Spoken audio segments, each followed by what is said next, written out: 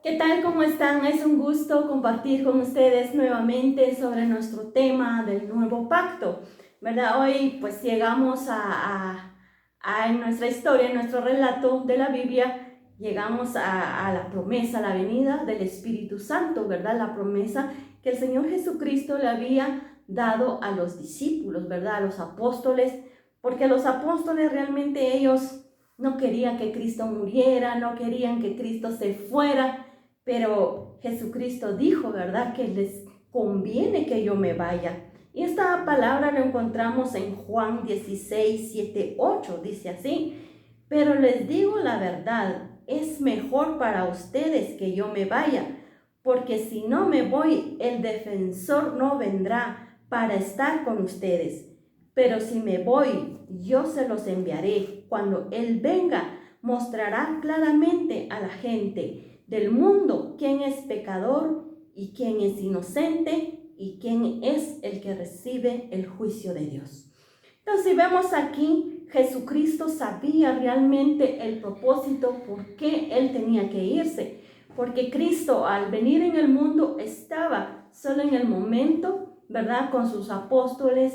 Si iba a Cafarnaúm o si está en Jerusalén, pues solo ahí estaba, pero el Espíritu Santo que Él sabía iba a mandar, que iba a estar con cada uno de ellos, ¿verdad? Imagínense, los apóstoles en ese tiempo eran 12, ¿verdad? Y si uno se va para su casa, el otro se va al otro lado, entonces no podrían estar con Jesús al mismo tiempo. Pero si el Espíritu Santo venía, Él iba a estar con cada uno de ellos. Esa era la promesa, pero los apóstoles no lo entendían, ¿verdad? Ellos se habían encariñado con Cristo, ellos querían que se quedara, pero Jesús sabía, ¿verdad?, completamente cuál es lo que convenía, cuál es lo que conviene.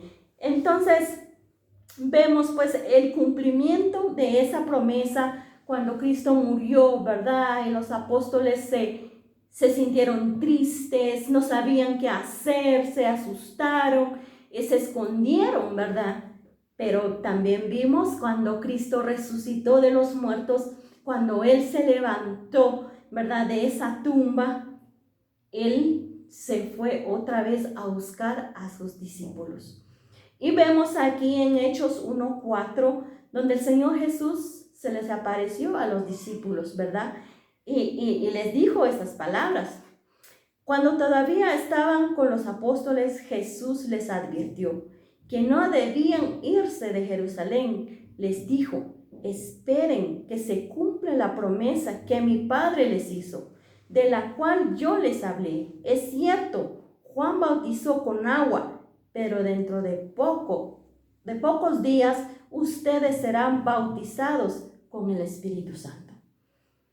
Estas palabras lo dijo Jesús después de su resurrección, ¿verdad? Les dijo que no se vayan de Jerusalén, quédense aquí y esperen la promesa que mi Padre les hizo a ustedes.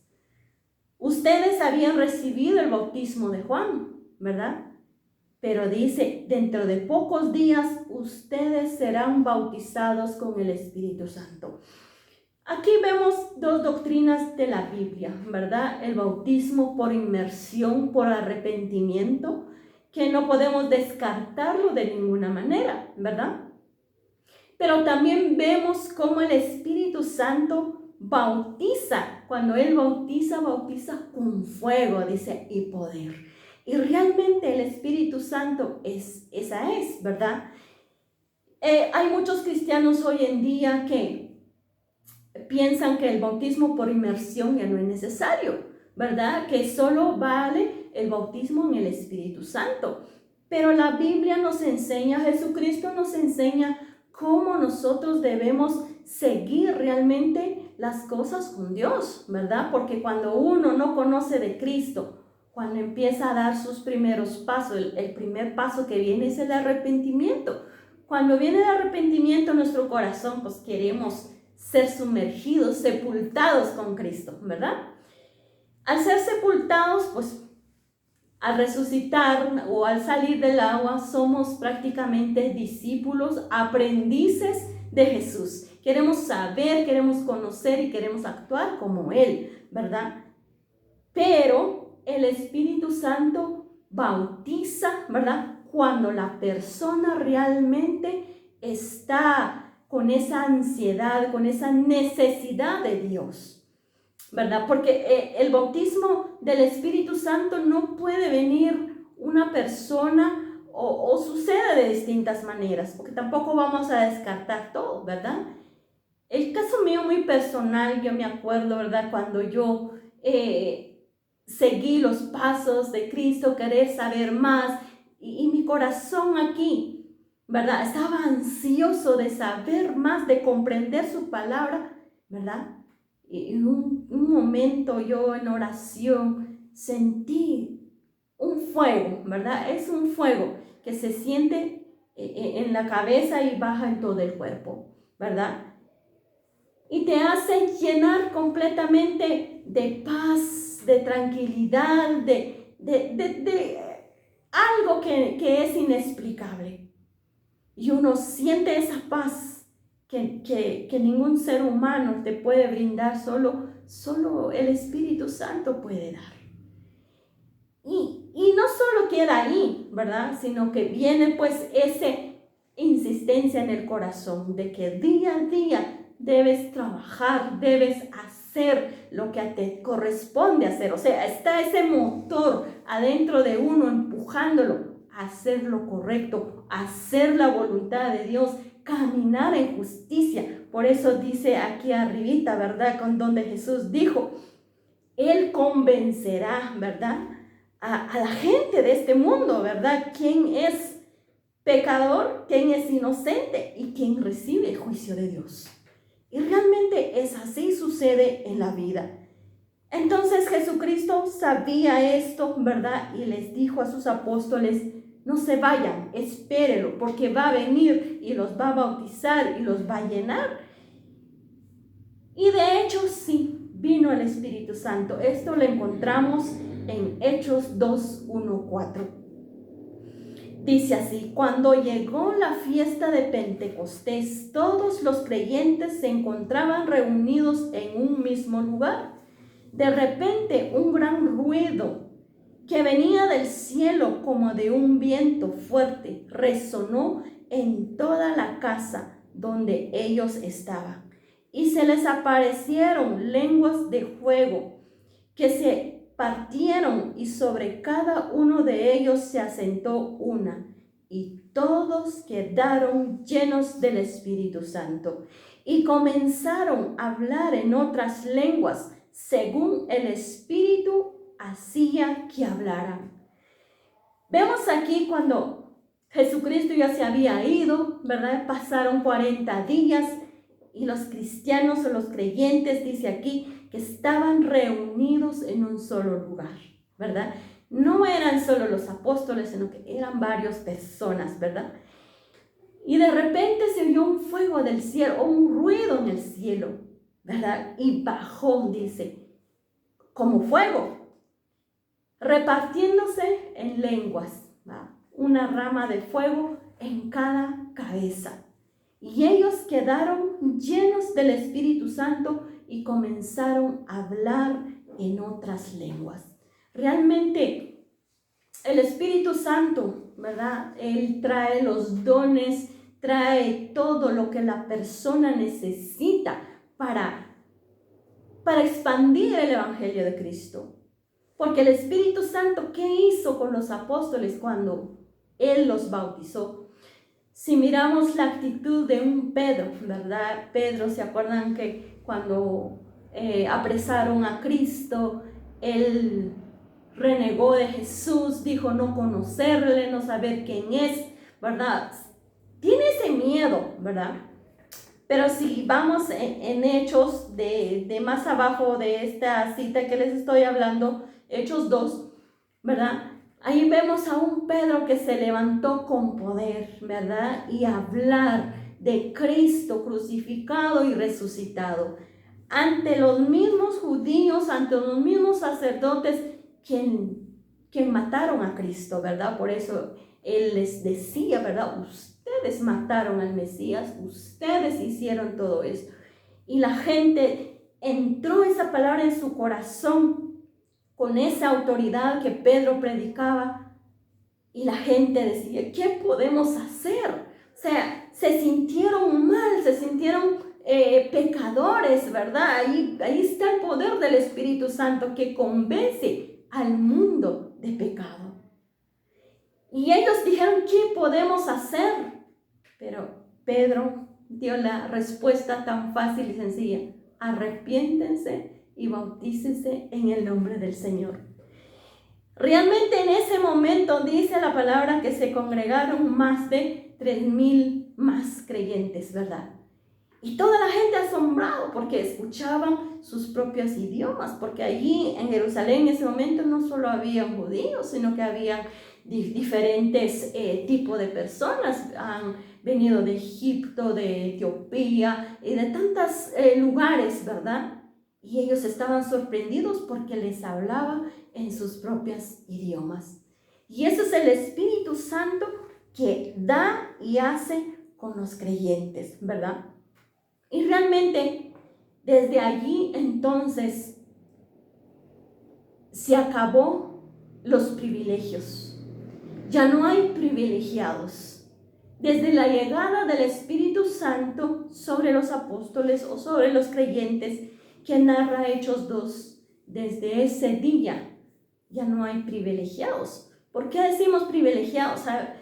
Ya vimos del primer pacto, ¿verdad? Que solo el sumo sacerdote tiene la entrada al lugar santísimo. Solo el sumo sacerdote tiene el privilegio de entrar en el lugar santo. Pero cuando el Espíritu Santo llegó, se derramó sobre la gente, se acabó, ¿verdad? Los privilegios.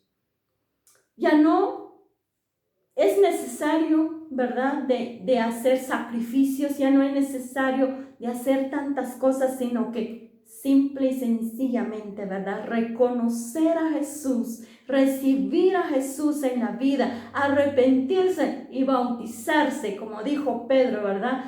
Arrepiéntense y bautícense en el nombre del Señor Jesús. Es la única que el Señor desea y quiere que cada uno de nosotros hagamos, que rindamos nuestras vidas a Él y Él nos da su Espíritu Santo. Porque si vemos aquí en el pasaje de 2 de Corintios 1:22, dice así: nos ha marcado con su sello y ha puesto en nuestro corazón el Espíritu Santo como garantía de lo que vamos a recibir. ¿No se emocionan ustedes con esta cita, verdad? Al estar unidos a Cristo, al rendirnos a Cristo, Él nos da, por eso dice ahí, nos marca, ¿verdad?, con su sello, y ha puesto en nuestro corazón su Espíritu Santo como garantía de lo que vamos a recibir. Aquí y ahora tenemos la garantía de una vida eterna y de una vida plena con Él. ¿Cuál es esa garantía? Es el Espíritu Santo, ese motor que está dentro de mí y me empuja, ¿verdad?, a hacer la voluntad de Dios, a hacer lo correcto, ¿verdad? Pero cuando vienen decisiones equivocadas o pensamientos equivocados, el Espíritu Santo ahí está acompañándote, diciéndote: no tomas esa decisión o no hagas eso, porque esto a Dios no le agrada. Es como tener un consejero personal, ¿verdad? Es bonito andar en el Espíritu, porque por eso la palabra dice, ¿verdad? Los que andan en el Espíritu, no hay ley que los condena. ¿Por qué? Porque el Espíritu Santo te va guiando, te va diciendo qué es lo bueno, qué es lo malo, qué le agrada a Dios y qué no le agrada a Dios. Realmente tenemos un trato personal con Dios, ¿verdad?, a través del Espíritu Santo en nosotros. Y si vemos también Apocalipsis 1:6, dice así: y ha hecho de nosotros un reino, nos ha hecho sacerdotes al servicio de su Dios y Padre. Que la gloria y el poder sean suyos para siempre. Amén. Si nos damos cuenta aquí, dice, ya no hay clasificación. La única clasificación es el que se ha rendido a Cristo. El que se ha rendido a Cristo, el que ha reconocido a Cristo, es parte del pueblo de Dios. Porque dice aquí que Cristo ha hecho de nosotros un reino. Nos ha hecho sacerdotes. Tú y yo somos sacerdotes al servicio de Dios. Somos nosotros, ¿verdad?, que estamos allí dispuestos a obedecer y actuar lo que Dios pide o lo que Dios quiere que hagamos en esta tierra, ¿verdad? Sabemos cuál es la voluntad de Dios. Ser sacerdote no significa tengo que vestirme de otra manera. Ser un sacerdote no significa que debo tener un templo donde ejercer. El sacerdocio anda con nosotros en nuestra casa, en nuestro trabajo, en la calle, donde quiera que nosotros andamos. Necesita orar por alguien, si estás en la calle, ¿verdad? ¿Qué impide hacerlo? Nada, simplemente sabemos que Dios nos escucha si estamos en la calle, si estamos en la casa o si estamos en un monte, por ejemplo, ¿verdad? Entonces, el sacerdocio que Dios nos dio no requiere un templo físico, sino que simplemente estar dispuestos cada uno de nosotros a ejercer ese sacerdocio aquí en la tierra. Y vemos también, ¿verdad?, lo hermoso de la palabra que nos relata primero de Pedro 2:9. Dice así: mas vosotros sois linaje escogido, real sacerdocio, nación santa, pueblo adquirido por Dios, para que anunciéis las virtudes de aquel que os llamó de las tinieblas a su luz admirable. Todos somos morada del Espíritu Santo. Realmente esta palabra nos hace ver que todos somos y podemos ser morada, casa, templo del Espíritu Santo. Si nosotros entregamos nuestra vida a Jesús, pero muchas veces trae mucho conflicto simple palabra: reconocer a Cristo o aceptar a Cristo. Yo, en un tiempo atrás, ¿verdad? Yo no entendía esto. Y en 3 ocasiones a mí me hicieron una pregunta directa, ¿verdad? De un pastor, me dijo: ¿quieres aceptar a Cristo? En mi mente mío, cuando escuché esa palabra, en mi mente mío vino, ¿verdad? Me quiere convertir evangélico, ¿verdad? Me quiere cambiar de religión. Pero el conocer a Cristo o aceptar a Cristo no se trata de ser evangélico o de una religión. Simplemente, ¿verdad?, de aceptar a Cristo significa: yo acepto tu voluntad en mi vida. ¿Qué significa eso? Cuando Cristo me pide a mí, no mientas. Entonces yo debo obedecer, no mentir. Cuando Cristo me pide a mí, ¿verdad?, no guardes rencor en tu corazón. Y yo debo aprender a perdonar para no guardar ese rencor adentro de mí. Entonces son cosas que no entendemos, ¿verdad? Y rechazamos creyendo, ¿verdad?, que solo se trata de una religión. No es una religión, sino que se trata de la presencia de Cristo mismo en mi vida, que Él gobierne mi vida, que Él me enseña qué debo hacer. Años después entendí, ¿verdad? Es como fue, se me cayó un velo de los ojos y entendí, y así entendí de repente. Dije yo: wow, si Cristo pide de mí que yo haga su voluntad, pues lo haré. Todo lo que he hecho mi voluntad, he hecho lo que a mí me gusta y me ha ido mal.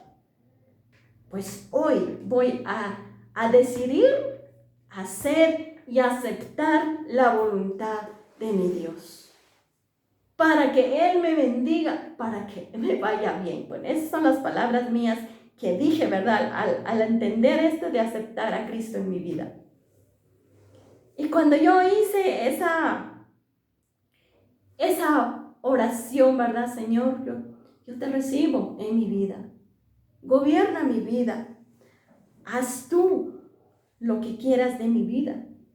Quiero hacer tu voluntad. Quiero servirte.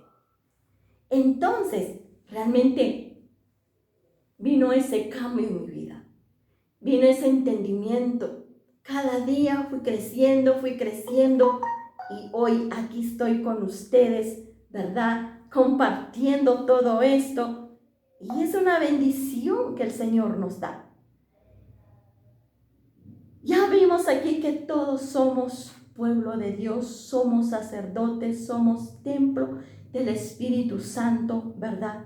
Entonces hoy, ¿qué nos toca hacer? Representar a Cristo aquí en la tierra. El que ha rendido su vida a Cristo, el que ha recibido su voluntad, es representante del Señor aquí en la tierra. Cada uno de nosotros, Dios nos ha dado autoridad, nos ha dado todas las herramientas necesarias para que nosotros anunciemos las virtudes de aquel que nos llamó, ¿verdad? De las tinieblas a su luz admirable. Porque cuando no conocíamos al Señor Jesús, estábamos en tinieblas. Pero hoy que conocemos, nos sacó de esas tinieblas a su luz admirable y a saber de las promesas del Señor, a tener la garantía aquí en la tierra de que un día yo tendré mi parte con el Señor. Pero aquí y hoy el Espíritu Santo está aquí conmigo. Usted donde quiera que esté, ¿verdad? No se preocupe si está solo o si todos le han dado la espalda o si todos le han abandonado. Créelo que el Señor nunca abandona a nadie. Somos nosotros que vamos lejos de Él, pero tengamos por seguro que el Espíritu Santo ahí está.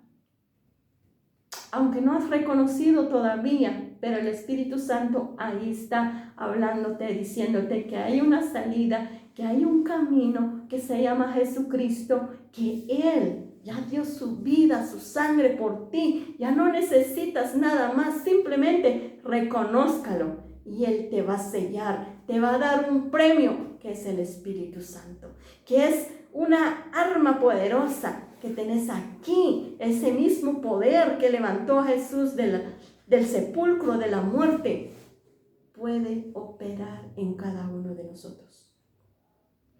Si nosotros queremos, si nosotros decidimos entregarnos a Él. Y hoy en día, mucha gente, ¿verdad? Preocupados, buscando quién puede orar por mí. No se preocupe. Simplemente abre su corazón. Ponga delante del Señor lo que realmente necesitas, quieres. Pero el Señor quiere de ti también obediencia, compromiso con Él y trabajar para Él. Por eso nos llama a esta cita, ¿verdad? Que anunciemos las virtudes de aquel que nos llamó de las tinieblas a su luz admirable. Realmente tenemos esa oportunidad, ¿verdad? De rendirnos a Él y obtener el Espíritu Santo y poder también anunciar a los demás que aún siguen las tinieblas. Vemos muchas cosas sucediendo hoy en día, ¿verdad? Hoy en día las religiones, las tradiciones, culturas a veces, ¿verdad? Tiene más importancia que la misma palabra de Dios. Por eso cuando una persona le presente a Cristo a otra persona que está en la oscuridad, simplemente dice no. Porque piensa, ¿verdad? Que su tradición o que su costumbre es lo mejor o es lo único que conoce. Pero sabemos que al aceptar a Cristo en nuestras vidas, ya no necesitamos tantas cosas. Tenemos realmente la victoria con Dios, porque Cristo venció la muerte, quitó, despojó todo reino, toda potestad, ¿verdad? De su poder. Toda autoridad lo tiene Él. Y Él es la cabeza de la iglesia y la iglesia somos cada uno de nosotros. Así que en otra oportunidad vamos a darle seguimiento a este tema, porque este tema es amplia, ¿verdad? Tenemos que entender todo lo que tenemos, lo que Dios nos ha prometido, o el poder que opera en cada uno de nosotros y no lo sabemos. Nos dejamos engañar por el enemigo, por tantas cosas, y estando en nosotros ese poder, y creo que es necesario que investiguemos un poquito más o que busquemos en nuestro interior o en las palabras del Señor para que cada uno crezcamos y pongamos en práctica actuar aquí en la tierra donde Cristo nos llamó a cada uno de nosotros. Así que les dejo con esta parte y esperamos en el siguiente programa para que cada uno de nosotros pues podamos crecer un poquito más. Así que bendiciones, Dios los bendiga, los espero en la próxima.